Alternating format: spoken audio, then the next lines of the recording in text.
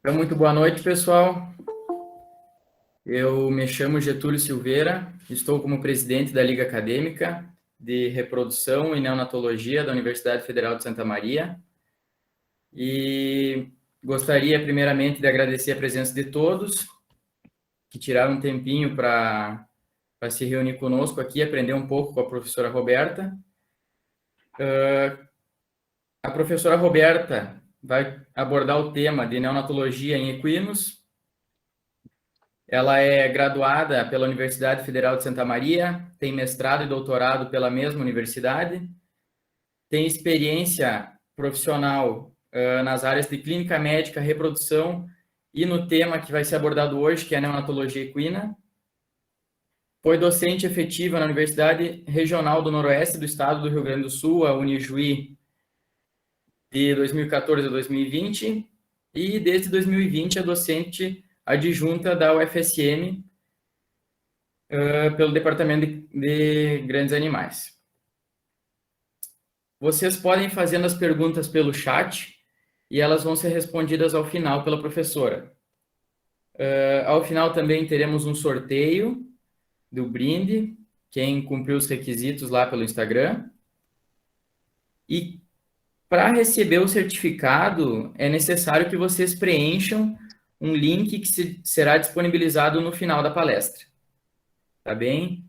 Então, vamos dar início aí à segunda palestra de um ciclo de palestras que será feito todo mês, na primeira semana de todo mês, durante um ano. Muito obrigado, professora, pela presença, pela disponibilidade, e é contigo. Qualquer dúvida, me grita aí. Então, tá bem. Me escutam bem?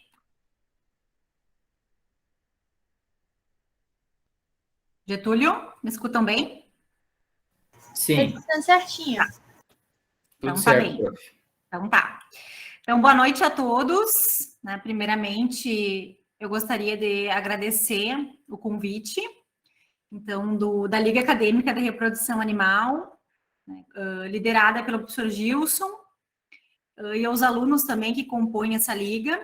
Eu acho muito importante essas atividades de ensino dentro da nossa instituição, né? Isso proporciona um aprendizado a mais, né? Também essas questões de vocês abrirem para as outras universidades é bem legal. Vejo aqui, antes de começar a palestra, alguns ex-alunos, colegas, né? Pessoas que há tempos já trabalham com cavalos, isso é muito gratificante. Então, na realidade, eu trago para vocês, ou vou trazer para vocês hoje uma conversa, né? Então, sobre neonatologia equinos, uma abordagem ampla e sistemática para a gente detalhar esse assunto. A gente precisaria, e quem trabalha comigo, né, para quem já foi meu aluno em outras universidades, sabe que é um assunto que eu gosto muito, né? Trabalho há basicamente 15 anos com cavalos e com essa parte de neonatologia. Não só... Tem alguém com um chat, com um áudio ligado aí, Getúlio. Não só na questão acadêmica, mas também sou docente há 6 anos, né? Não só na academia, então, mas também na questão de campo, né? Atividades de campo e trabalhando com alguns aras de cavalos puro sangue de corrida e algumas cabanhas. E hoje eu quero fazer que vocês façam uma percepção do neonato, não só, né, o que a gente vê muitas vezes do indivíduo pós-parto, né? Por quê? Porque quem trabalha com cavalo, quem já acompanha essa rotina, principalmente na raça puro sangue de corrida, que é nosso modelo padrão hoje na questão de reprodução e também na neonatologia, a gente já acompanha isso, né? Já começa esse acompanhamento do neonato no momento que a gente vai ter uma gestação, que a gente vai ter a formação da placenta, e, posteriormente, na produção de colosso, no período pré-parto, e também no período puerperal, né? Algo bem importante que a gente tem que lembrar, que esses adventos antes do parto, então a formação do neonato, o crescimento dele no útero, o processo de nutrição dele, é muito importante para a prevenção de patologias que nós vamos discutir no período pós-natal e também na formação desse neonato. A fase neonatal do potro, ela coincide com o cio do potro. E muitas questões que nós vamos discutir hoje aqui, de transferência de imunidade passiva relacionada a colostro, e também algumas características peculiares na fisiologia da égua, que vocês vão ver no decorrer do curso em medicina veterinária, e muitos já viram isso na graduação, a gente tem características muito importantes que devem ser levadas em consideração desde o momento gestacional. Hoje se trabalha muito na reprodução, pessoal, com éguas problemas, que são éguas que têm dificuldade de emprenhar. Muitas vezes, por uma questão da eficiência reprodutiva da própria égua em função da idade. Então, éguas que acabam por a fase final da gestação, quando a placenta assume, ajuda os corpos lúteos acessórios e o corpo lúteo na produção de progesterona. Então, a gente sabe que essas éguas velhas, elas vão ter, em muitos casos, em muitas raças, essa deficiência. Então, a placenta não só é um órgão de proteção, mas também na questão hormonal da gestação. E outros fatores também relacionados a éguas problemas são éguas que possuem as endometrites crônicas, né, por N motivos. E que muitas vezes essas bactérias, no momento que a gente está lá trabalhando na reprodução, a gente não consegue muitas vezes combater essas bactérias que são resilientes no útero, e isso pode comprometer estágios finais da gestação, com placentite, levando àqueles casos de potros que nascem septicêmicos, né, que nós vamos discutir também nessa apresentação hoje. Então, eu gostaria que a partir de hoje a gente não pensasse mais no neonato como aquele indivíduo a partir do advento do parto, mas sim naquele indivíduo que inicia no momento lá da fertilização e que vocês vão ter basicamente 11 meses, né, para poder acompanhar essa gestação e depois fazer uma programação desse neonato na vida pós-parto, né, e neonatal. Hoje também a gente vai discutir questões relacionadas à avaliação do neonato, os principais cuidados da enfermagem com o potro recém-nascido. Isso é algo bem importante, porque a gente vai falar de diferentes raças e muda bastante nas raças, o manejo das propriedades, e a gente vai ver na nossa palestra de hoje que, independente da raça, da condição que a gente está, a gente consegue fazer os cuidados básicos da neonatologia. Fatores relacionados à detecção de casos de falha de imunidade passiva, como que a gente detecta, como que a gente pode tratar esses potros de maneiras diferentes. Questões relacionadas à prevenção e tratamento de potros com patologias neonatais. E também, na nossa palestra de hoje, a nossa conversa, eu quero que todo mundo entenda que esse período neonatal é um período muito desafiador para o sistema imunológico do potro. E é um período de adaptação dele a um ambiente que ele não está preparado, ou está preparado para vir, mas que ele vai ter que, né, a gente vai ter muitas vezes algumas intempéries que vão atrapalhar esse momento das primeiras horas de vida desse potro. Então, adiando o parto, né? As éguas, elas têm um tropismo por realizar o parto à noite. Os horários, então, das 6 da manhã, das 6 da tarde às 6 da manhã são os principais horários que elas costumam parir. Algo bem importante, no momento do parto, o parto ele é bastante rápido na égua comparado com as outras espécies. Então, muitas vezes em 5, 10, 15 minutos, que ela tem a ruptura da membrana core-alantoide e eliminação do líquido alantoidiano e exposição da membrana amniótica, a gente já, se a gente não está acompanhando esse parto, ou se a gente se descuidar dessa égua, a gente vai chegar na cocheira e ela já vai estar parida. O que difere entre as raças? Né? Quem for acompanhar aves de puro sangue de corrida, a gente tem o acompanhamento de todos os adventos do parto, desde a primeira fase do parto até a última fase. Então, a fase de preparação da fêmea, contração, né? O momento que ela deita, ela rola, ela faz mímica de dor, né? Em virtude das contrações que ela tem, pela ação hormonal da prostaglandina e outros hormônios.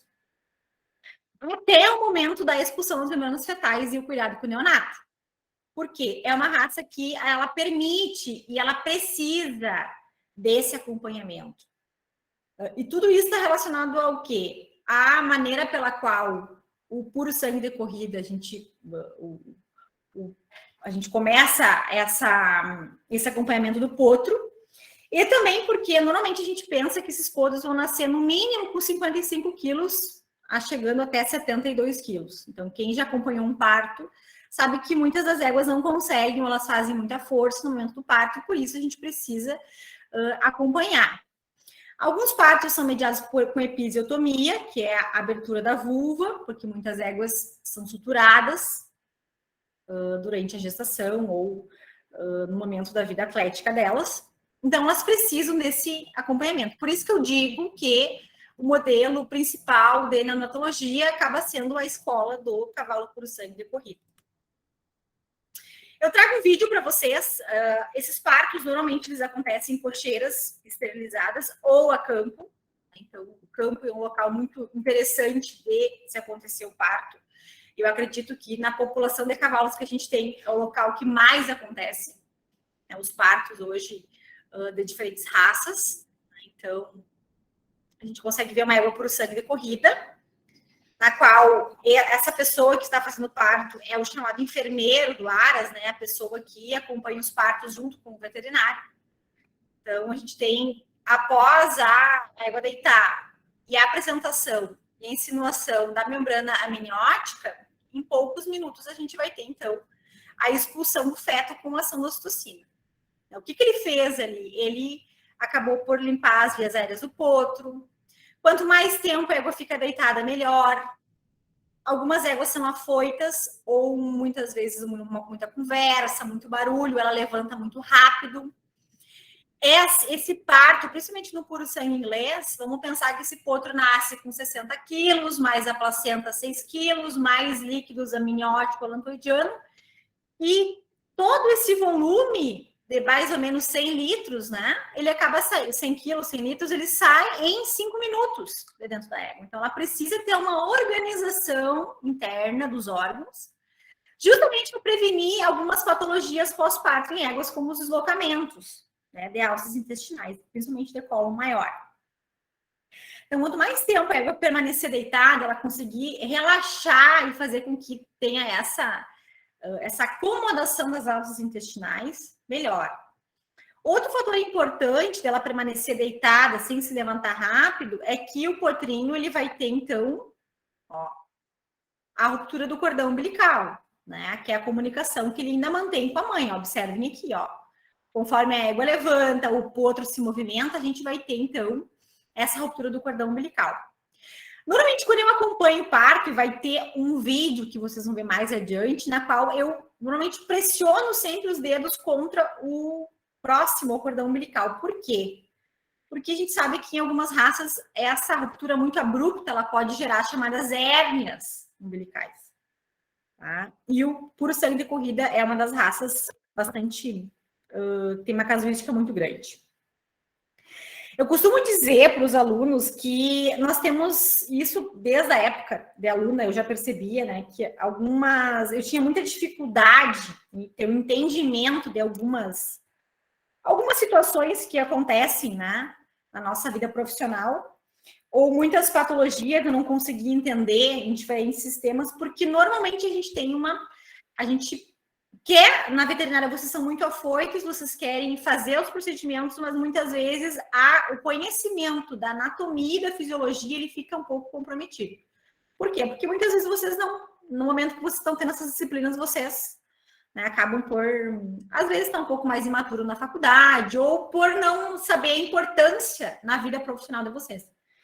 Então, a gente não tem como falar em neonatologia, não tem como falar em potro se vocês não saberem, né, isso aqui. Eu acho essa foto muito importante, porque ela demonstra todas as partes dos anexos fetais, né, e do feto. Esse aqui é um feto pós-mortem, né, na qual a gente tem uma necrópsia de uma égua, né, da doutora Cadário, na qual a gente tem aqui todas as partes da placenta e a comunicação dessa placenta, que a gente vai falar depois bastante dela, com o útero de uma égua. Então, isso aqui é um potro. Um potro ele vai estar envolto, aquela membrana branca que vocês enxergam no momento do parto, é a chamada camada amniótica, o amnion, na qual a gente vai ter a comunicação do amnion com o potro através do líquido amniótico, muito importante para a nutrição e proteção do potro. Entre o amnion e o alantocóreo, o córeo alantoide, como vocês preferirem chamar, a gente vai ter o líquido alantoidiano, que ele tem um papel muito importante das excretas do potro, né? Então, normalmente é o líquido que vocês enxergam, que vulgarmente se fala, ocorreu a ruptura da bolsa. O que é a ruptura da bolsa? É quando a gente tem o desligamento do córeo alantoide da cervix, e a gente tem o escoamento desse líquido alantoidiano. E essa comunicação do alantocóreo, córeo alantoide, com o útero. Então, muitas vezes vocês tem uma retenção de placenta. O que é a retenção de placenta em si? Né? É essa falta, então, quando não tem esse desligamento do córeo alantoide do útero, e que vocês vão acompanhar muito quem for trabalhar com cavalos. Tá? Então, nas diferentes raças, a gente vai abordar de forma bastante junta, né? É possível, sim. A gente tinha uma mentalidade. Há 5, 10 anos atrás, a gente só tinha o conhecimento da neonatologia, né, na raça puro sangue de corrida. Nos últimos anos, com a preparação e qualificação dos profissionais que nós estamos largando para o mercado de trabalho, cada vez mais a gente tem visto, né, que essa parte da neonatologia ela tem sido muito mais estudada, ela tem sido muito mais trabalhada, muito mais atendimentos em cabanhas e em aras, muito mais preparação de criatórios para a chegada do potro do que a gente via há alguns anos atrás. Isso é muito bom. Significa que nós, docentes, estamos fazendo o nosso papel nas instituições que nós estamos trabalhando. Então, na realidade do crioulo, muda um pouco de figura, porque eu digo que a grande maioria de quem for trabalhar na região sul vai trabalhar com cavalos crioulos. Tá? Então, na realidade do crioulo, a gente não acompanha parto, até porque as éguas não são acostumadas com a nossa presença. Então, como normalmente funciona essa logística do crioulo? Então, as éguas elas são monitoradas a campo. Então, à tardinha e na primeira hora da manhã, as éguas são monitoradas para saber. Então, um intervalo basicamente de 12 horas, as éguas que pariram na propriedade. E no dia seguinte, a primeira hora, né, na hora de revisar essas éguas, principalmente nas épocas quentes, né, esses potros são levados para a mangueira ou no próprio piquete, na qual eles são avaliados também, né? Realizados cuidados de enfermagem, alguns cuidados de enfermagem que nós vamos discutir à frente, e é muito importante. Algumas éguas, elas são permissivas, então algumas éguas crioulas são acostumadas com esse manejo, então éguas mais velhas, elas são acostumadas com aproximação de vocês. Né? Outras éguas permitem, né, isso aqui, essa imagem, esse vídeo da direita, é uma égua que ela tem um temperamento um pouco sanguíneo, né? E ela não gosta muito da presença de muitas pessoas, né? Então, uma pessoa só consegue fazer esse controle, né? E esse primeiro manejo do potro. Digo para vocês que há um tempo atrás, nos crioulos, a gente preconizava fazer apenas colocar o spray prata, enfim, os primeiros cuidados. Mas, além do cuidado com iodo, esse primeiro manejo com o neonato, né, seja ele puro sangue ou de diferentes raças, ele permite uma aproximação do ser humano com o potro. Isso é muito importante. Então, hoje, até o nosso manejo nas propriedades de cavalos crioulos, cavalos quarto de milha, enfim, ela mudou. Isso facilitou muito o quê? A nossa aproximação com o cavalo e esse processo de domesticação. Algumas cabanhas eram acostumadas com potros, eles vinham para a mangueira só para ver fugação e para doma. Isso tornava muito mais difícil. O que está acontecendo hoje bastante, né? Bastante falta de mão de obra qualificada que se trabalha no campo com cavalo. Então, cada vez mais, mas tem coisas que eu vou ter que fazer a campo que não cai na minha competência de médico veterinário. Na realidade, de uma certa forma, sim, outra não. Por quê? Porque quando eu sou chamado para fazer um atendimento, eu sou o responsável, né, por todo aquele processo, né, desde o momento do manejo até o tratamento desse indivíduo. E muito do manejo, principalmente com cavalos crioulos, ele é diferente, as instalações são diferentes. Então, esse nosso conhecimento como médico veterinário desse manejo, ele facilita muito, né? Porque eu vou conseguir conduzir um trabalho, né? Eu vou estar preparado e qualificado para atender, então, as demandas dessa propriedade que está me chamando para fazer esse procedimento. Tudo certo até aqui, Getúlio? Me escutam bem? Tudo certo, prof. Alguma pergunta, alguma consideração, Tom? Qualquer coisa é só chamar. Então, em relação aos cuidados da enfermagem, a gente vai fazer uma abordagem agora, propriamente dito, do potro. Tá? A gente tem o chamado score Apgar. Tá? Então, o que é esse score Apgar? É um score que a medicina de equinos ela adaptou da neonatologia de seres humanos, na qual todos os sistemas de neonatologia em hospitais, né, UTIs neonatais de crianças, eles têm um controle muito rigoroso quanto a esses parâmetros em indivíduos, em seres humanos. Como o potro ele é bastante sensível e dos neonatos que a gente trabalha, que considera que necessita de um suporte maior, né, se fez uma adaptação para equinos desse score Apgar, na qual a gente avalia vários parâmetros para tentar diagnosticar precocemente uma asfixia neonatal.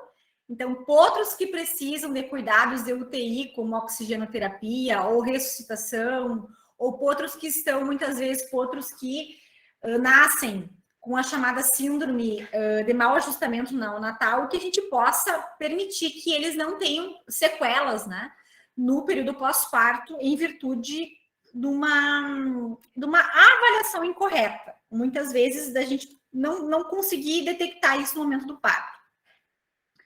Junto a isso, a gente tem alguns parâmetros que são avaliados como parâmetros fisiológicos, como frequência cardíaca, frequência respiratória, tônus muscular, tempo que esse potro vai demorar para levantar, tempo que esse potro vai levar para fazer a primeira mamada, e também alguns reflexos que ele pode ser avaliado. Como que funciona esse score Apgar? Então, a gente vai ter uma ficha com vários itens, na qual é muito importante essa avaliação. Alguns ARAs adotam a rigor esse score Apgar. E conforme a gente vai ter os dados, né, do momento do parto do potro até a primeira mamada, a gente vai fazer uma pontuação. Então, quanto mais pontuar esse potro, ele é dito como um potro que vai ter menor probabilidade de ter complicações do período pós-natal. Tá? Então, seria um score que a gente avalia no momento do nascimento até o período da primeira mamada, para saber se esse potro ele tem alguma deficiência ou ele teve algum sofrimento no momento do parto, ou muitas vezes é um potro que já nasceu num ambiente séptico, um potro que nasceu num quadro de septicemia. E às vezes eu sempre digo para os alunos, né? O potro, e normalmente quando a gente não tem tanta experiência com potro, a gente acaba por pecar em muitos aspectos. Eu sempre digo que em 6 horas um potro, num hospital, num aras, ele vive, né? E muitas vezes esses potros, em 6 horas, eles podem virar óbito. É muito rápido a evolução, e quem já acompanhou comigo, ou em outras, com outros veterinários, ou quem é veterinário já acompanha essa rotina do potro, sabe que em 6 a 12 horas é um período muito importante da vida neonatal. Tá? Por várias questões, né? Algumas cabanhas, alguns aras, algumas centrais e hospitais, eles costumam também, além do score Apgar, fazer a avaliação da glicose. Porque a gente sabe que o potro ele tem uma tendência muito grande a fazer hipoglicemia. Então, se ele não ingere o colostro na quantidade necessária, ou se esse potro tem alguma patologia que o impede da ingestão do colostro, ele vai ter que receber um aporte de glicose exógena, né, via catéter, junto com a fluidoterapia. E se a gente descuidar dessa glicose, cada vez mais o potro vai tendo mais tendência à hipoglicemia. E isso leva à morte em poucas horas. Tá? Então, além da glicose, existem alguns trabalhos que falam bastante da avaliação do lactato e do cortisol. Isso pode, muitas vezes, nos ajudar e auxiliar na detecção de potros que nascem mal ajustados ou potros que nascem com algumas patologias já nascem doentes, né? Lá na semiologia, quem já passou pela semi ou quem ainda vai me acompanhar na semiologia, né? A gente sabe que os parâmetros fisiológicos do potro, quando comparado com o cavalo adulto, eles são diferentes. Isso é muito importante a gente saber. Então, a gente sabe que a frequência cardíaca, a frequência respiratória e a temperatura retal, elas são maiores nesse período neonatal. É importante porque alguns potros nascem e eles permanecem com 39,2 de temperatura, e isso ainda é normal para um potro neonato.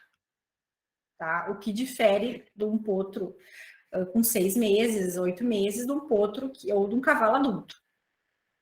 Algo bastante importante da semiologia que eu gostaria que todos levassem é que a gente tem a tendência de fazer turgor de pele na região do pescoço, em cavalos adultos. O potro não procede, porque todo potro neonato que vocês fizerem turgor de pele na região do pescoço, ele vai demorar, e vocês vão dar esse potro como desidratado.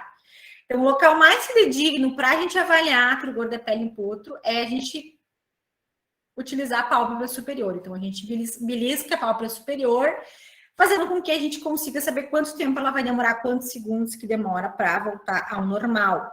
Tá? Auxílio na primeira mamada. Ah, mas eu tenho que ficar lá acompanhando o potro? Depende. Se é uma raça que permite, se é um local onde vocês têm um acompanhamento mais intensivo, sim. Em algumas cabanhas, a gente pode auxiliar a primeira mamada, ou a gente pode observar se o potro mamou? Sim. Eu digo que existe um parâmetro muito importante na relação égua-potro, que é o úbere da égua. A gente vai conversar depois sobre éguas que produzem pouco leite, enfim. Mas o úbere da égua, ele vai ser um parâmetro muito importante para a saúde do potro. Então, se eu não acompanho a primeira mamada, eu tenho como saber se esse potro mamou ou não. Tá? Mesmo nessa avaliação a campo, em piquete, que a gente pode fazer em alguns locais que a gente não tenha esse acompanhamento mais intenso.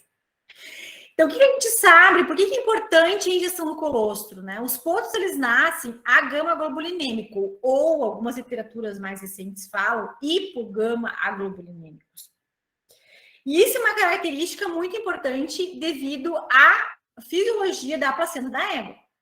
Então, a gente sabe que a égua ela tem uma placenta epitélio corial difusa microcotilonar. Então, ela não permite essa passagem de imunidade para o potro no ambiente intrauterino. Então, a gente sabe que até às 18 e 24 horas pós-parto, a gente precisa da ingestão do colostro e da absorção das imunoglobulinas que estão no colostro e que elas, após esse período, a gente vai ter o fechamento dos enterócitos, das velocidades intestinais, e não vai mais existir a possibilidade da absorção via colostro. E também porque a gente tem, além da imunidade, a gente vai ter outras propriedades do colostro que a gente vai discutir, inclusive a questão da presença da glicose. Aí eu vou fazer mais um chamado aqui na importância do colostro.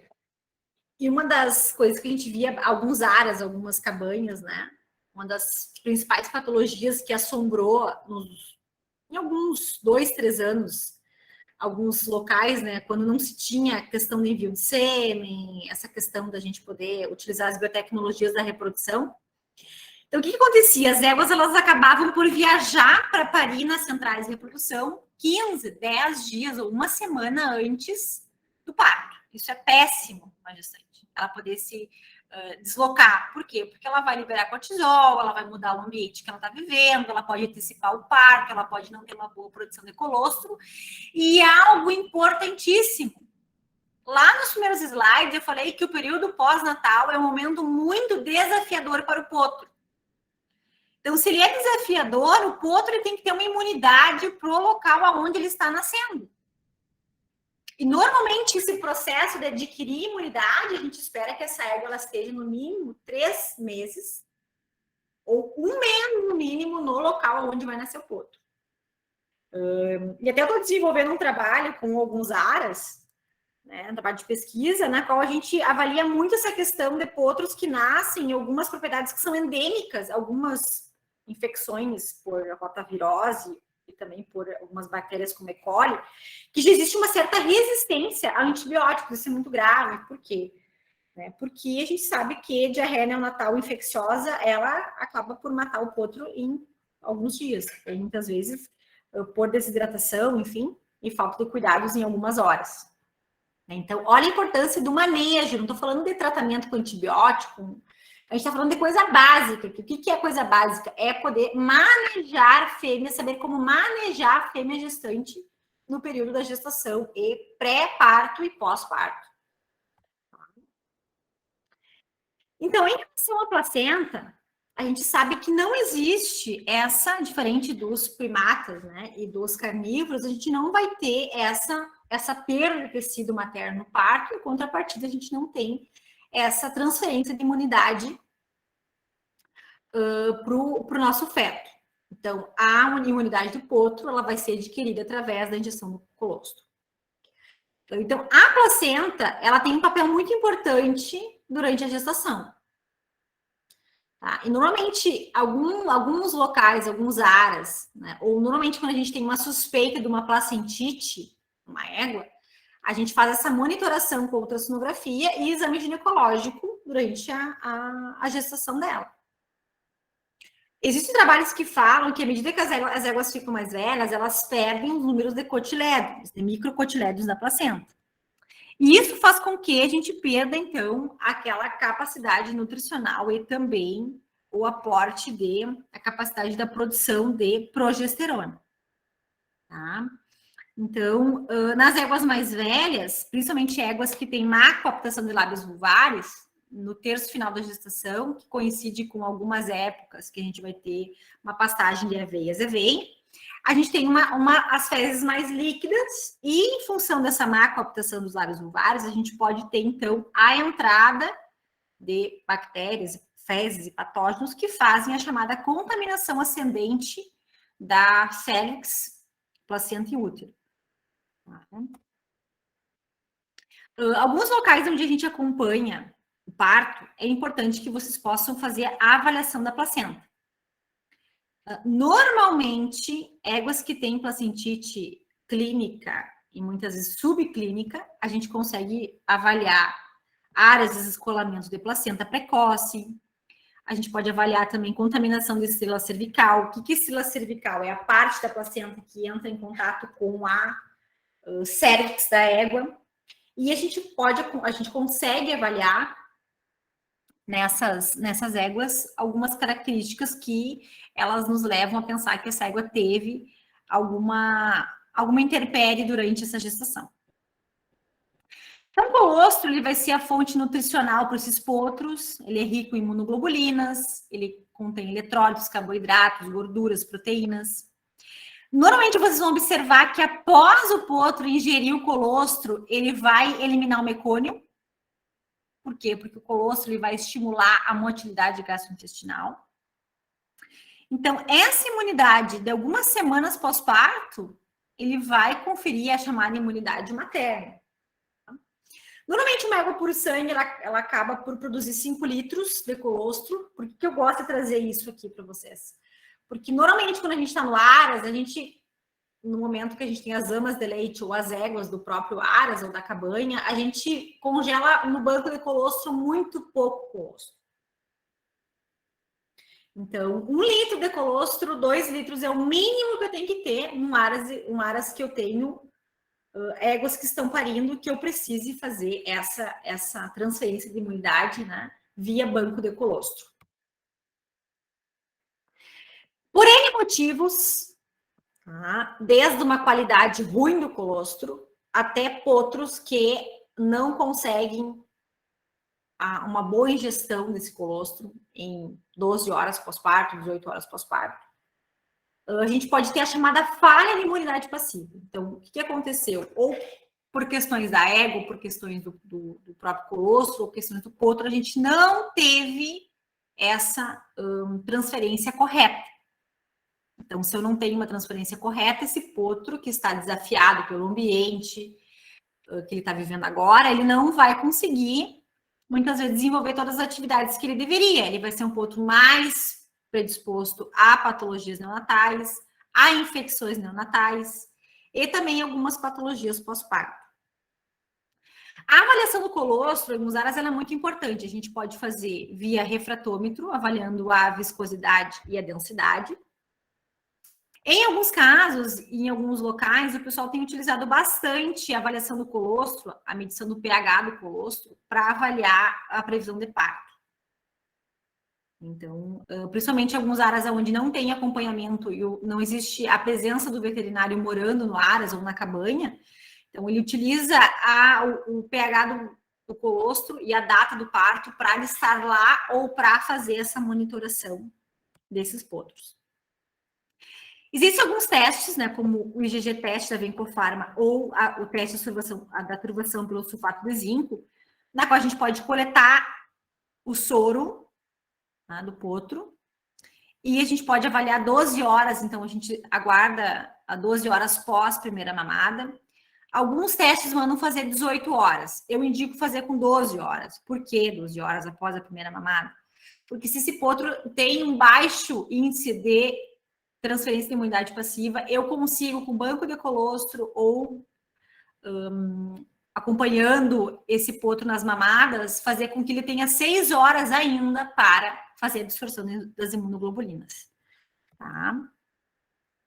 Então, em potros que a gente pega e consegue detectar essa falha na transferência de imunidade passiva, a gente tem duas opções. Banco de colostro, então, de 12 a 18 horas pós o parto, a gente consegue ainda fornecer para esse potro colostro.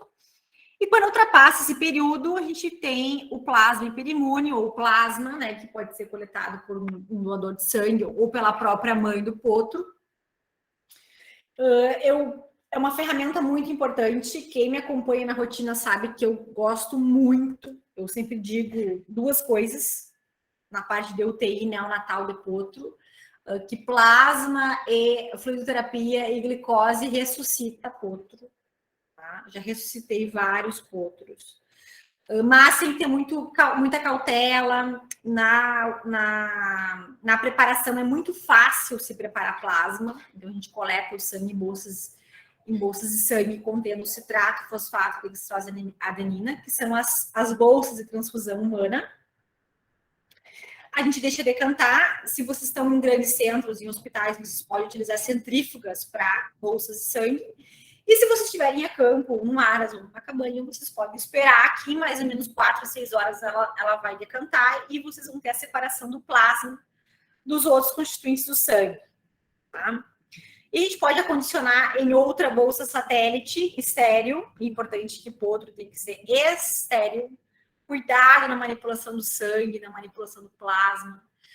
Pensar que vocês já vão estar trabalhando com um indivíduo imunocomprometido, um indivíduo que vai estar com imunidade baixa. Né? Cuidado na colocação do catéter, cuidado na manipulação da veia desse potro. Tá? Então, é muito fácil de fazer, é muito barato de se fazer. Alguns de vocês já devem ter visto que em alguns locais se comercializa o plasma. Eu não compro plasma, eu produzo plasma. Então, quando eu trabalhava em áreas, eu sempre tinha os doadores de sangue, ou eu sempre tinha as éguas tratadas para babésia, e que eu sabia que eu poderia coletar o sangue em qualquer momento do dia ou da noite para fazer plasma. É importante porque vocês terem controle, principalmente de babésia, por quê? Porque o potrinho já vai estar muito comprometido e já me aconteceu de fazer transfusão de plasma de uma égua que, entre aspas, era uma égua sadia, e ela tinha uma sorologia positiva para babésia, ela era sintomática, e o potrinho desenvolveu, então, nutaliose pós-transferência de plasma. Então, tomem cuidado. Há uns 3, 4 anos surgiu esse produto aqui chamado Default Response. Ele é um suplemento alimentar, tá, para potros com imunidade, que tem deficiência na transferência de imunidade. Digo para vocês que eu não tenho, é uma ferramenta a mais que a gente pode ter. Eu não tenho uma opinião formada sobre esse produto. Já conversei com vários colegas, em outras palestras de outros colegas também. A gente sempre discute a utilização desse produto. Então, em alguns casos eu uso, mas já tive bons resultados, assim como eu não tive nenhuma diferença quanto a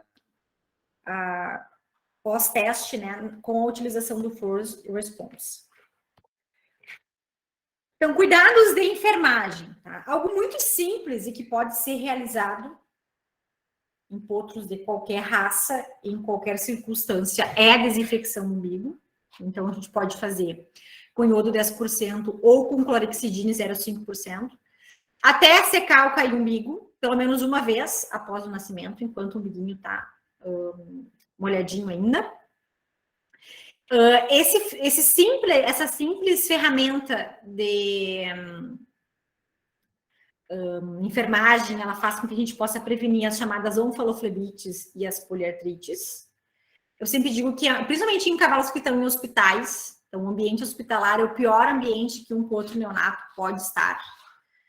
Tá? As principais contaminações das chamadas onfaloflebites, elas são por via hematógena, então via cordão umbilical, e as principais bactérias que elas chegam via hematógena, via cordão umbilical e vão se alocar nas articulações em potros neonatos são as gram-negativas. Então, é muito importante esse procedimento. Sempre me perguntam, o que eu prefiro, iodo ou clorexidine? Eu usei por muitos anos o iodo 10%. Ele é um pouco mais agressivo e muitas vezes mais irritante para o umbigo do que o clorexidine. Então, hoje em dia eu indico o clorexidine. Por quê? Porque ele acaba sendo menos agressivo e ele vai ter o mesmo potencial da desinfecção do umbigo. As pessoas normalmente associam onfalite, onfaloflebite em potro com míase. Esse aqui é um potro que teve uma míase, né? Então, ele teve uma míase porque não teve o cuidado necessário no período pré-parto. Nem sempre potros que têm onfalites ou onfaloflebites, vocês vão achar alguma coisa no umbigo. Por quê? Porque, às vezes, como é uma contaminação via hematógena, ele vai ter essa entrada da bactéria e não vai chegar a ter um processo de uma míase. É óbvio que um potro que tem uma onfalite, uma onfaloflebite, que tem um processo de uma infecção umbilical, seja por míase, enfim, ele é um potro que ele vai estar mais predisposto. Então, ele deve ter um cuidado maior, ou aqueles potros que têm a chamada persistência dura, que são os potros que vão acabar por fazer xixi pelo umbigo. A artrite séptica em potros, eu digo, todo o processo de infecção num cavalo, seja ambiente articular, seja peritônio, seja tórax, é algo muito grave, porque o cavalo é bastante sensível a essas infecções localizadas em compartimentos.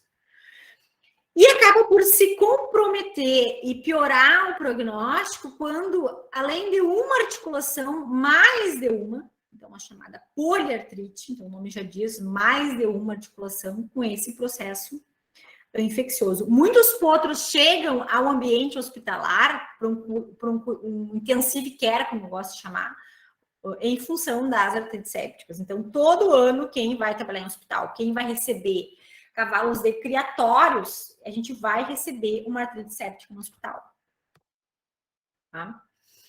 A eliminação do mecônio é muito importante. Então, o mecônio são as primeiras fezes do potro. A constituição dele, então, é por secreções granulares, líquido amniótico.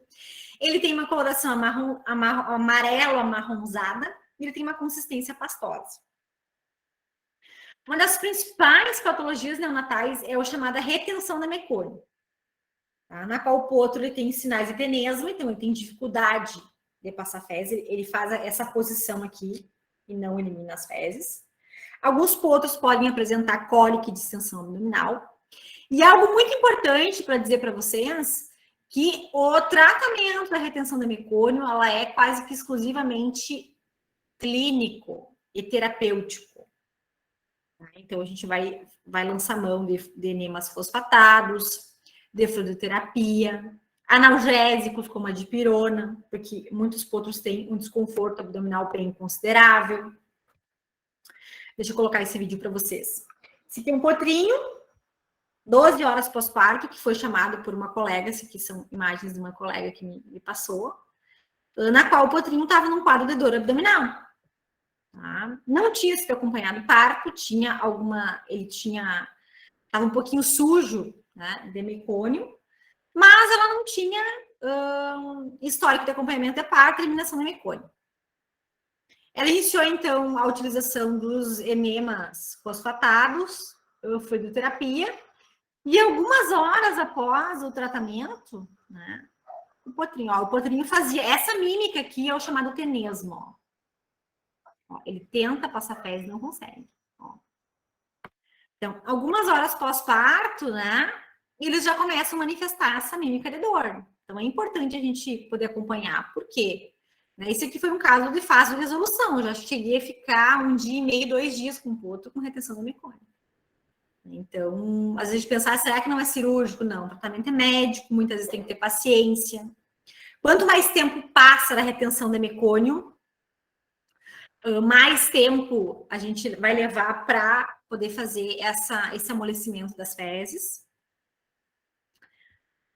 Muito que pode acontecer quando a égua ela passa, né, muitas vezes por estresse ou muitas vezes por movimento, a égua não se sente confortável no momento do parto, ela pode atrasar o parto, tá? Isso acontece bastante em seres humanos também, que é a chamada eliminação do mecônio pré-parto. Então, no momento do parto, então, o potrinho nasce e no momento que a gente está acompanhando o parto, a gente já vê que o potrinho está, que no líquido amniótico tem a presença de fezes, das primeiras fezes do potro. Isso é importante a gente poder avaliar por quê. Eu tenho que já começar um tratamento nesse potro. Alguns potros fazem aspiração no momento do parto. Vou colocar um videozinho para vocês. Então, como é que eu sei que esse potrinho tem eliminação precoce? Pela característica do líquido amniótico, né? Então, tem presença de mecônio. E aqui, ó, na região, ó, da escápula do potro, eu tenho as fezes. Então, esse potro já eliminou mecônio. Então, tome muito cuidado nessas éguas que vocês vão acompanhar o parto, porque se ela é potranca ou uma égua muito estressada, ela pode retardar muito a primeira fase do parto. Então, o potro demora muito para nascer e ele já pode ter eliminação do mecônio. Nesse vídeo aqui dá para vocês verem, ó, o potro está nascendo, ó, nasceu. E, ó, a pessoa que está acompanhando o parto está segurando o cordão umbilical, ó, aqui, ó. Então, tá pulsando ainda. Enquanto não para de pulsar, a gente não faz a ruptura do cordão umbilical. Muitas pessoas no momento do parto dizem, prof, mas não tem um local correto. Como é que funciona para a gente puxar o potro e romper o cordão umbilical? O cordão umbilical, ele sempre vai ser rompido no local correto. Então, o local onde tem que ser rompido. A questão é a tração que vocês vão fazer essa ruptura.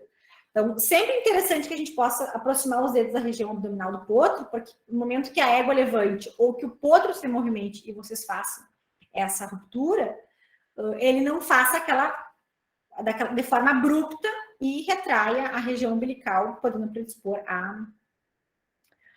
as hélices. Toda vez que vocês verem, acompanharem um parto de potros que fazem eliminação de mecônio no momento intrauterino, significa que esse potro, ele teve estresse fetal, hipóxia. Então, ele pode ser um potro que vai precisar de oxigênio, ele pode ser um potro que já pode, muitas vezes, pela aspiração, fazer uma pneumonia pós-parto. Então, a gente tem que acompanhar e fazer a monitoração desse potro para a gente tratar. Essa potrinha que eu mostrei aqui, aconteceu isso, ó. É a potro do vídeo. Ela pariu. E também procurar entender o porquê isso aconteceu. Por que será que ela eliminou? Será que nos outros partos da série aconteceu isso também? Ou será que o ser humano, eu digo que muitos dos problemas que a gente enfrenta com cavalos, eles estão destinados ao indivíduo chamado ser humano, porque a gente interfere muito na vida do cavalo. Então, entendeu? Por que isso aconteceu? Será que essa égua se estressou? Muitas vezes acontece, as éguas são companheiras no momento da semana do parto, vocês separam as éguas porque uma pariu e a outra vai demorar mais um tempo para parir. E tudo isso é motivo de estresse nesse período pré-parto dessa fêmea, principalmente nas raças mais sensíveis. A retenção do sistema urinário é muito importante. Um dos diagnósticos diferenciais para a retenção da mecônio e outras patologias originárias de cavidade abdominal está relacionado com o uroperitônio, que é a presença de urina dentro da cavidade abdominal. Então, a gente sabe que o potrinho ele tem que eliminar a urina até 12 horas pós-parto. Então, muitas vezes, no momento do parto, principalmente potros, tá? Machos que têm a uretra estreita, que estão com a bexiga cheia, eles podem, no momento da passagem pelo canal do parto, no segundo estágio do parto, eles podem romper bexiga. Então, esses potros vão nascer, vão passar 12, 24 horas pós-parto e vão começar num quadro de cólica. Então, a presença do uroperitônio é caracterizada pela presença de urina na cavidade, que uma dessas causas pode ser a ruptura da bexiga no momento do parto, e também em casos de potros que têm chamada persistência do útero. Então, como que a gente avalia esses potros? São potros que vão ter, então, um quadro de cólica, vão ser avaliados, né, com a ultrassonografia, punção da cavidade, a gente pode encaminhar para o laboratório. O líquido abdominal desses potros vai ter uma característica em odor de urina. No laboratório, ele vai ter uma presença bastante... um aumento, né, da ureia e creatinina, que vai caracterizar esse uroperitônio. Esse aqui é um vídeo, e gostaria que vocês observassem, esse potrinho aqui, ó, ele vai urinar, e eu quero que observem que ao urinar, ele vai eliminar a urina pelo pênis, e também, ó, pela região do umbigo. Então, esse potrinho aqui, então, a gente caracteriza esse quadro como persistência de úrico. Muitos desses casos são com tratamento clínico e outros necessitam de procedimentos cirúrgicos, né? No caso do persistência do úrico. Nos quadros de ruptura de bexiga, o tratamento é a estabilização do quadro e correção cirúrgica nos hospitais. Eu chamo sempre a atenção dos médicos, veterinários, estagiários, enfim, que trabalham com neonatos, principalmente nesses quadros aqui, que a escolha da hidratação com a substância, seja a substância cristalóide é muito importante, principalmente do anestesista. Então, quadros de uroperitônio a gente prefere solução fisiológica, porque ela vai ter, a gente consegue observar que ela não tem potássio, ao contrário do ringer lactato. E se esses potros não estão eliminando urina, eles não estão eliminando potássio. E quando a gente anestesia o potro, muitas vezes a gente pode ter quadros de paradas cardíacas em função desse acúmulo de potássio, né? Então, por isso é muito importante, eu digo que a ruptura de bexiga ela é uma emergência, ela não é uma urgência. Eu consigo estabilizar um potro, por exemplo, hoje à noite para a cirurgia, amanhã de manhã às 8 horas, diferente de outros quadros cirúrgicos, né? Por quê? Porque eu preciso estabilizar, preciso drenar o abdômen desse potro e eu preciso fazer essa redução da ureia e creatinina nesse potro também. As diarreias neonatais, elas são muito presentes, né? Todo potro tem a diarreia de do potro. E isso é uma discussão mundial, e vocês vão ver várias literaturas que falam de diarreia de do potro. Por muitos anos, as pessoas acabavam atribuindo essa diarreia de do potro a desequilíbrios hormonais da égua no cio do potro, até que se estudou potros que estavam sem as mães, e eles também tinham diarreia neonatal. Então, a gente sabe que a diarreia do potro, ela tem um componente muito importante, né? Por isso que a maioria dela está atribuída a esse fator, que é o hábito da coprofagia.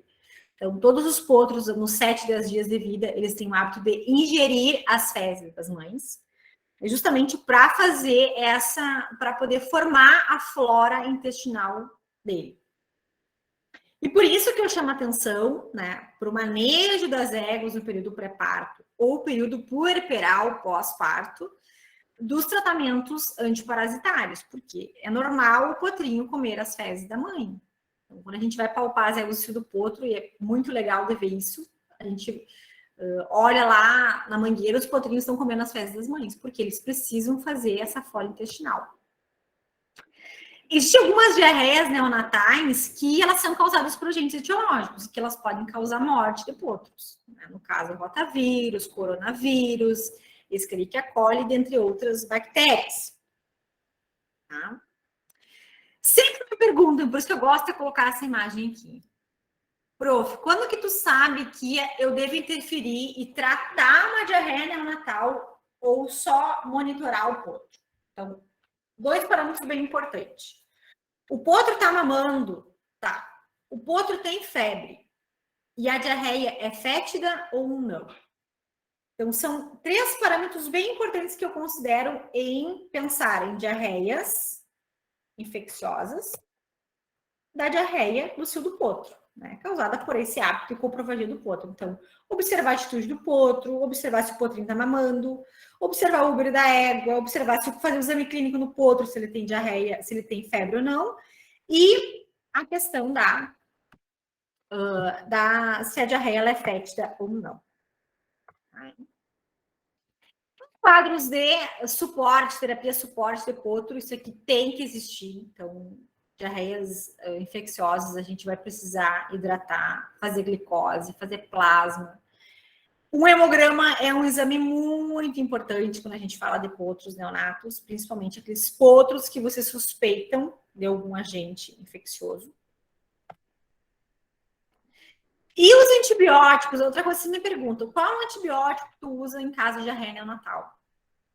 A minha primeira escolha é em locais que não são endêmicos. O que é local endêmico? É local onde o veterinário, o tratador, enfim, o proprietário sabe que todos os anos tem. Então, alguns locais, a sulfa com trimetoprim não funciona mais. Então, a gente vai precisar utilizar um beta-lactame com um aminoglicosídeo. Ou só um beta-lactame, então um ceftiofur ou uma gentamicina com penicilina, dentre outros antibióticos. Quando se resolve, sim, a gente vai precisar de uma cultura antibiograma, só que a cultura antibiograma, ela vai demorar normalmente 1 semana, 10 dias para vir, a gente não tem como esperar para iniciar o tratamento de um potro. Septicemia neonatal são as chamadas infecções neonatais, que são principalmente causadas pela falha na imunidade passiva. Então, normalmente, bactérias oportunistas, elas vão entrar, elas vão fazer esse processo de infecção e que muitas vezes vão levar o potro a óbito. Quando eu falei da avaliação da placenta, né, é muito importante, o potro nasceu e eu vou lá vistoriar a placenta da égua. Essa imagem aqui da esquerda é uma estrela cervical, né, que é o local onde eu tenho a presença, né, do corelantoide grudado, deveria estar grudado na placenta, ele está normal. Toda vez que eu tenho um espessamento na minha estrela cervical, eu tenho já um indício de que esse potro, né, já nasceu no ambiente séptico e essa égua possivelmente pode ter tido um quadro de placentite. Eu devo considerar, então, né, a avaliação e monitoração desse potro no período pós-parto. Cuidado com potros em hospitais. Por quê? O potro que fica muito tempo, ou o potro hipoglicêmico. Eu sempre fico em pânico no hospital e estou toda hora dizendo para o pessoal, limpem o olho dos potros que estão em cocheiras de Maravalli. E a cocheira de Maravalli, ela não vai ser a mais aconselhada para potros. O correto seria as palhas, né, ou o fenodetífilo. Só que muitas vezes acaba sendo caro e a gente não tem essa possibilidade, né, nos hospitais ou nos ares. Então, o potrinho que está sob anestesia ou o potrinho que está em cocheira, ele deve estar com a córnea sempre lubrificada, sempre limpa, tá? Com colírios ou com a presença de solução fisiológica. Existe uma patologia chamada iseritrólise neonatal. O que é? É quando a égua produz anticorpos contra os eritrócitos do potro. Então, como que ela se manifesta? Então, de 12 a 24 horas após a primeira mamada, então, o potrinho ingere o colostro. Nesse colostro tem os anticorpos contra os eritrócitos do potro, e o potro começa num quadro de anemia hemolítica. Ele começa a ter um quadro de anemia por ruptura das os eritrócitos. Como que a gente pode suspeitar, né, aquele potrinho que nasceu e começa com um quadro de anemia e um quadro de mucosas ictéricas, então mucosas amareladas, seja vulvar, seja ocular ou da cavidade oral. E se não tratado a tempo, né, esse potro pode vir a óbito em algumas horas após, então, essa ingestão da primeira mamada. Sei que vocês vão ter uma palestra, né, sobre deformidades angulares. Muito das deformidades angulares e flexurais em potros, elas estão relacionadas ao manejo gestacional e pós-natal dos potros, seja pelo tempo que eles ficam no ambiente uterino, pela alimentação da égua, pela genética dessas fêmeas, e também o sobrepeso dos potros ou manejo que a gente vai ter no período pós-natal desses potros. Uma síndrome bastante importante, tá?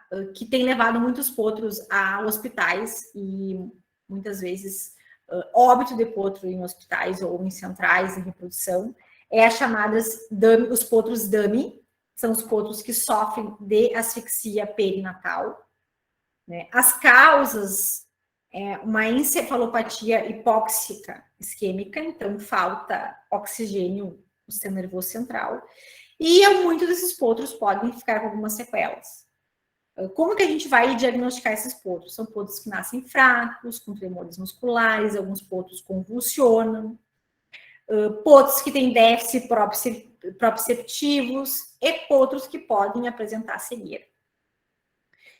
Sempre me perguntam por que é indesejado uma gestação gemelar na égua. Um dos principais motivos da gestação gemelar está aqui, ó, síndrome do potro dummy.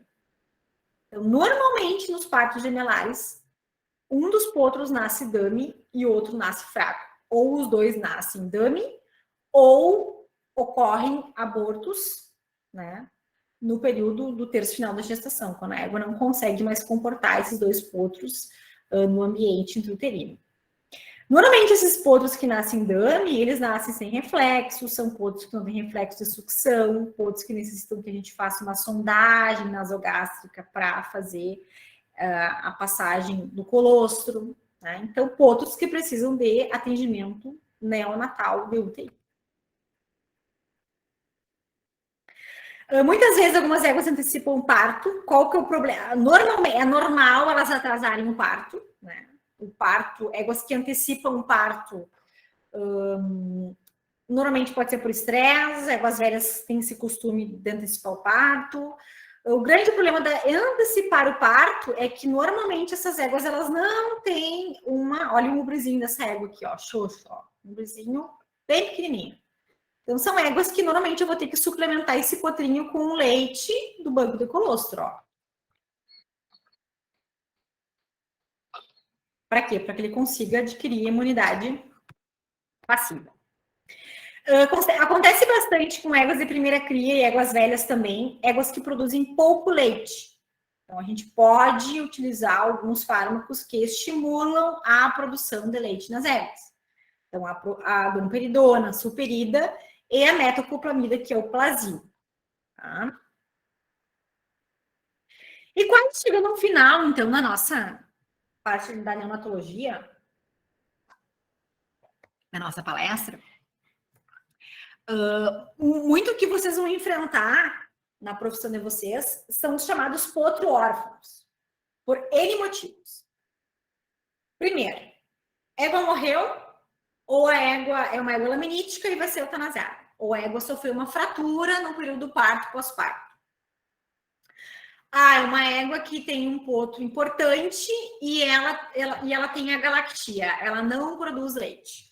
Ou ela tem uma baixa produção de leite e eu quero que esse potro nasça forte e seja criado por uma ama de leite. Tá? E também, antigamente, acontecia bastante rejeição à égua paria e não queria o potro. Principalmente éguas que pariam tinham bastante dor no parto ou se laceravam o cérvix períneo e associavam essa dor com o potro.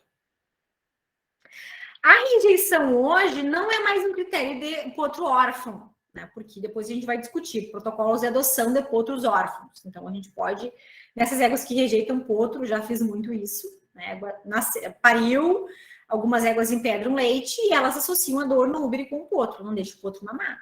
Então, ela rejeita o potro nas primeiras 12 horas. Então, a gente precisa tratar essa pseudomastite na égua e fazer com que ela aceite o potro de volta. Tá? Normalmente, esse potro que nasce órfão, ou ele perdeu a mãe, ou eu vou usar a mama de leite, eu vou ter que fazer a suplementação do colostro dele, né? 2 a 3 litros de colostro no aras, na cabanha ou no hospital. E no período pós-parto desse potro, ele vai ter que receber a cada 1 a 2 horas, que nem acontece com os nenês, né? 250 a 300 ml de leite. Então, é um serviço bem trabalhoso, tá?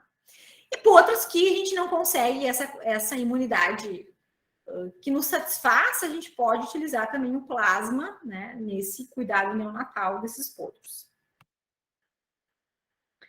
Então, o que a gente pode fazer com o potro? Né? Então, o potro nasceu, ele é um potro órfão, eu posso, então, arrumar uma ama de leite para ele. Essa ama de leite, ela pode ser uma égua que pariu um potro e o potro veio a óbito.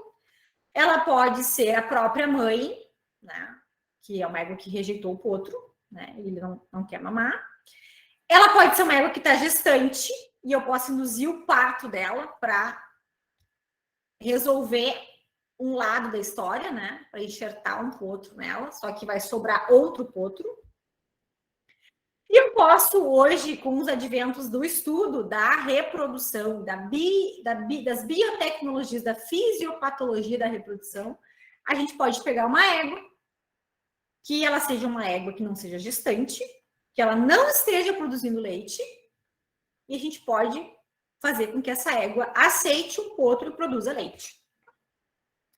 Ou a gente pode ter a opção de criar esse potro na mamadeira, que é uma opção, né, que se utilizou por muitos anos, mas que eu acho que nos dias de hoje acaba, em função do nosso tempo, enfim, acaba sendo bastante oneroso, né, e normalmente a gente não vai ter disponibilidade de alguém que faça isso, né, o que a gente possa fazer. Existe uma fórmula de se dar de mamadeira para potro, né, a gente pega leite de vaca, é o leite integral, coloca metade da mamadeira de leite integral e metade de água e adiciona uma colherinha de açúcar ou um suplemento à base de glicose. Tá? Por que a gente não pode... Por que a gente tem que adicionar o açúcar no leite da vaca? Porque o leite da vaca, da égua, ele tem muito mais açúcar do que o leite da vaca. Ele é menos gorduroso, então a gente precisa dar uma desnatada nesse leite para fornecer para o potro. O que a gente pode fazer? Tá? A gente pode induzir a lactação em uma égua. Então, depois eu vou mostrar para vocês um dos casos, né? Vou discutir esse protocolo aqui. Aqui no FSM, em seis meses, né? Esses últimos 6 meses agora, a gente fez 3 protocolos de adoção. Um deles foi com uma égua. Aqui tem as fotos aqui. Deixa eu ver aqui, ó. Então, esses foram nossos 3 enxertos de potros órfãos aqui no HVU. Esse aqui foi o primeiro caso. Então, essa potra aqui, ela estava com a mãe dela na cabanha.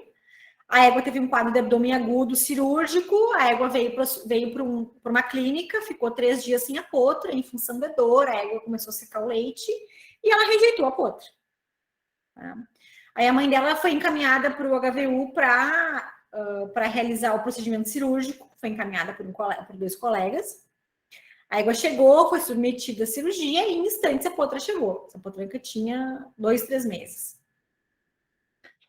10 dias pós o procedimento cirúrgico, a égua não queria mais a potra, né? E o veterinário me pediu que, se fosse possível, a gente pudesse fazer o enxerto da potra na mãe.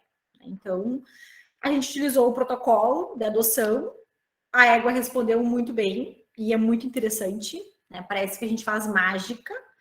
Mas, como ela é filha da égua, então não surpreende muito, porque já tem aquela relação de afeto mãe e filha, já teve essa relação, né, que se perdeu em função da questão da égua sentir dor, ter o quadro de abdômen agudo, enfim. O nosso segundo caso, então, foi de um potro órfão, né? A mãe dele era uma ama de leite, ele foi adotada por uma das nossas estagiárias, né, aqui do hospital. E ele chegou no hospital, ele permaneceu como órfão por alguns dias, até que um cliente tinha uma égua que tinha realizado um aborto, e a gente realizou, então, esse protocolo de adoção, né? E a égua, imediatamente após a gente iniciar o protocolo de adoção, ela aceitou o potro, e esse potro vai ser desmamado agora nos próximos dias, né? Então, ele já tem 6 meses e andou muito bem o nosso protocolo. O protocolo que nos chamou mais atenção foi esse último, né? Inclusive foi encaminhado pelo professor Gilson, né? O caso aqui para o hospital, junto com outro colega. Então, a potrinha nasceu, a mãe dela tinha uma fratura de pelve, ia ser eutanasiada na próxima semana. E não tinha como o proprietário ficar na propriedade dando uma madeira, enfim. Nós demos opção para ele se ele tinha outra égua que ele pudesse encaminhar junto com a potra, né? Para a gente tentar. Né? Eu, particularmente, nunca tinha feito esse protocolo em éguas que não eram lactantes. Todas que eu tinha feito eram de éguas que vinham de aborto ou éguas que eram mamas de leite, né? Mas eu nunca tinha pego uma égua que não produzia leite, né? Uma égua vazia, né? Não estava gestante, que não estava produzindo leite e que pudesse fazer um protocolo de adoção. Então, o que a gente fez com essa égua? Tá? A gente submeteu, então, essa égua a 5 miligramas de dinoprost, né? Realizamos o estímulo cervical e uma prévia sedação com xilazina. E estimulação cervical, massagem cervical, basicamente de 5 a 10 minutos. Por quê? Então, a gente, na realidade, faz uma bagunça na cabeça da égua. Né? A gente faz ela entender que ela está passando por um parto, então a gente estimula com a prostaglandina. Pode-se utilizar ou não ocitocina, para a égua poder ter afeto pelo potro, né? O hormônio do afeto e também dá o hormônio que é eliminado na passagem do potro pelo canal do parto, pela passagem da cervix, né? Pelo reflexo de Ferguson. Então, eu gosto muito de vendar as éguas, tá? Essa égua aqui, ela começou um tratamento de supirida e domperidona de 12 em 12 horas. Normalmente, os protocolos que se utiliza de supirida e domperidona são a cada 24 horas. E, normalmente, quando a égua não é produtora de leite já, a gente espera que em 4 dias a égua venha produzir leite. Então, o ideal é que a gente comece a supirida e domperidona uns 2, 3 dias antes de iniciar o protocolo de adoção. E depois de 5 a 10 minutos que a gente faz essa massagem cervical e a administração dos fármacos, a gente faz a aproximação do potro. Isso aqui, pessoal, a adoção, principalmente, e quem, isso eu sempre digo para o pessoal no momento do protocolo, é um ato de amor. Né? Porque a gente vai fazer uma égua que não é mãe de um potro, e nessa situação aqui, ela nem produz, ela não teve uma gestação, a gente está mimetizando hormonalmente uma gestação. Então, é um ato de amor dela com o potro, então a gente tem que fazer isso em silêncio. Né? Quem faz a massagem cervical tem que estar concentrado no que está fazendo. Né? Por quê? Porque a gente vai fazer, então, que ela, né, entenda que ela vai ser mãe neste momento. Eu gosto muito de usar o Torbugesic, que é o butorfanol. Eu uso 0,5 ml intramuscular no momento que o potro se aproxima da égua. Por quê? Porque o opioide, ele libera uma sensação de prazer. Então, quando o potro se aproxima, né, ela vai ter essa sensação de que o potro está chegando, tá? Quando eu tiro a mão enluvada da cervix da égua, eu gosto de passar na cabeça do potro, porque ela vai cheirar no potro, né? Ela vai sentir o cheiro dela no potro e ela vai ter uma aceitação melhor. Tá? Esse caso aqui foi um caso muito legal mesmo, né? Acho que eu e os alunos, a gente aprendeu muito, os veterinários aqui no hospital, porque foi um caso bem atípico dos casos que eu tinha realizado esse protocolo. Em 2 dias, a égua já estava produzindo leite, ela aceitou a potranca imediato, é como se fizesse mágica, né? E é muito gratificante para o veterinário a gente e para para as pessoas que trabalham com esse bicho ver que o estudo, né? O estudo e o que a gente, né, está conseguindo fazer com esses protocolos, né? Uma das coisas que me preocupa muito com o potro órfão é a questão da socialização, né? E a habilidade que esse potro tem no treinamento, porque esse potro que é órfão, né? Ele tem um costume, ele tem uma socialização com pessoas. Então, ele conhece pessoas, ele não conhece cavalos. Então, o potro que ele é órfão e ele não tem uma mãe égua, ele entende que as pessoas que o rodeiam, eles são né, a sua família. Isso até uma idade, né, até 6 meses, 7 meses, não é um problema. A questão é quando eles ficam adultos e eles entendem que eles são pessoas ainda. Né? Esse aqui foi um dos primeiros casos que eu criei, esse cavalo que tem 11 anos, né? Até hoje, ele convive comigo, ele acha que ele é um membro da família. Hoje, ele é menos humanizado, né? E a humanização de animais, ele é um problema. Por quê? Porque eles são grandes, eles não... Né? Chega um ponto que eles não conseguem mais entrar dentro de casa, né? E eles têm que ter a vida de cavalo, né? Ele precisa ter a socialização com a comunidade que ele precisa viver, né? Com a sociedade que ele precisa viver. Né? E é óbvio que ele vai continuar tendo o nosso carinho, né? Nosso companheirismo, nossos cuidados, mas ele precisa ser cavalo. E para a gente finalizar, eu sempre tenho uma coisa em mente, assim, que trabalhar com cavalo, pessoal, não é fácil. Né? Essa vida, esse intensivismo do cavalo, do hospital, rotina do hospital, não é fácil. E potro, né? Então, um potro internado, eu costumo dizer que é o serviço de 5 cavalos internados, porque é cuidado intensivo, né? É 24 horas a monitoração, então a gente precisa de equipe treinada, e só se treina equipe fazendo e acompanhando, né? A gente tem que ter equipe que está disposta a passar noites em claro, né? Monitorando o potro, fazendo fluido no potro. E é bastante cansativo, mas é muito gratificante, né? Quando a gente tem bons resultados. Né? Aqui na nossa rotina no hospital, a gente tem, nesse último ano, a gente tem recebido bastante potro, né? A gente está cada vez mais se qualificando, né? Não só nos procedimentos clínicos, mas também nos procedimentos cirúrgicos. Então, nossa equipe dos anestesistas, eles estão cada vez mais exigidos, né? Então, se a gente for pegar as últimas anestesias que tiveram, grande parte são com a parte da neonatologia.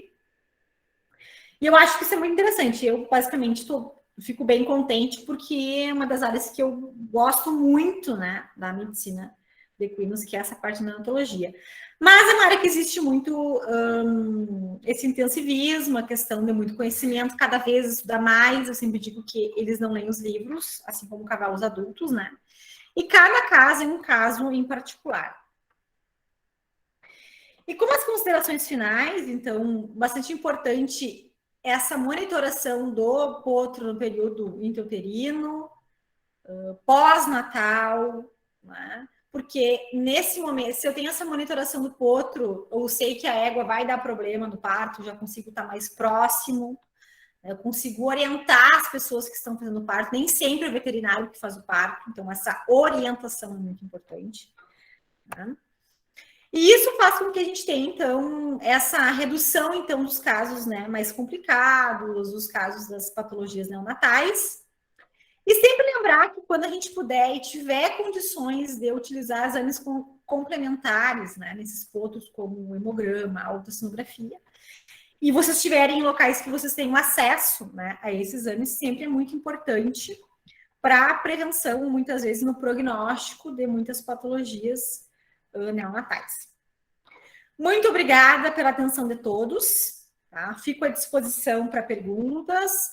Mais uma vez, meu agradecimento para a Liga Acadêmica de Reprodução Animal da UFSM, né, em especial o Getúlio aí, e o pessoal que me deu suporte nesses últimos dias aí em relação à palestra. Nós que agradecemos, professora. Em nome da Liga, a gente queria agradecer mais uma vez e parabenizar a palestra extremamente didática, muito prática, e acredito que foi engrandecedora e bem acessível para todos. Temos algumas perguntas no chat. A Rafaela pergunta: a eliminação do mecônio pré-parto é mais comum em neonatos de éguas primíparas ou não existe muita relação sobre isso? Ótima pergunta, Rafaela. Normalmente, a eliminação pré-parto, ela está relacionada a estresse, tá? Que normalmente as primíparas, elas, como elas nunca viveram esse momento do parto, né, pode ser um parâmetro bem... Elas normalmente são as éguas que mais acontecem. Né? Ou aquelas éguas que são primíparas e que a gente acaba invadindo muito o espaço delas, né? Principalmente os estágios do parto. Né? E isso a gente aprende muito com os anos de experiência, né? E eu costumo sempre dar um exemplo disso, né? Quando eu trabalhava no Aras, eu tinha algumas práticas, né, de acompanhar as éguas, porque tinha estagiado em alguns Aras. Então, o que a gente fazia? A gente deixava as éguas nas cocheiras contaminadas, né? E no momento que as éguas iam parir, a gente trocava. A hora que a égua iniciava o primeiro estágio do parto, a gente levava as éguas para a cocheira maternidade. Até que um dia eu fui conversar com um colega que mora fora do país, fui fazer um curso de reprodução, neonatologia, e ele me disse assim: o teu manejo está muito errado. Por quê? Porque tu atrapalha o primeiro, tu interfere no primeiro estágio do parto da égua. A hora que a égua fez a ruptura da membrana coreolantoide, eu tirava ela de uma cocheira e levava para outra. E principalmente uma primípara, né? Que nunca pariu, ela não sabe o que está acontecendo. Então, com certeza, a nossa interferência no parto, ou uma égua que não é acostumada com a presença do humano, ela pode predispor ao estresse e a gente pode ter eliminação do mecônio. Né? Por quê? Porque o feto ele determina o dia do parto e a mãe determina a hora que ele vai nascer. Se ela não estiver confortável no momento do parto, ela não vai parir. Isso pode ser prejudicial para o feto e ele pode eliminar mecônio no ambiente intrauterino.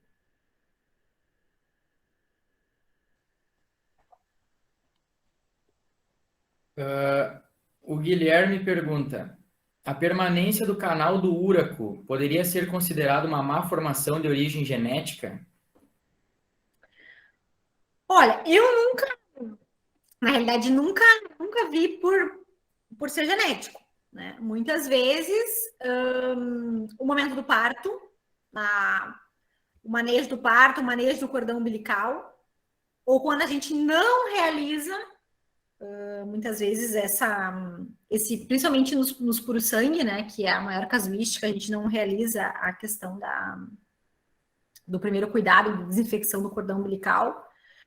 Mas genético, nunca acompanhei casos de predisposição genética, de ter éguas que tenham potros que tenham essa alteração. Prof, temos várias parabenizações, várias mesmo. Gostaria que tu olhasse aí no chat depois. Deixa eu dar uma olhadinha aqui, vamos lá. A Isadora, palestra incrível, muito obrigada. A Estela, Maria Inês, excelente palestra. A Camila, Caroline, o Gustavo Ribeiro, Luiz Cláudio, Juliana, Leandra, Rafaela, Milena, Stephanie, Guilherme, Fabrício. Nós que agradecemos a todos vocês, em nome da Liga, pela presença. E sim, a palestra vai ficar gravada e posteriormente nós vamos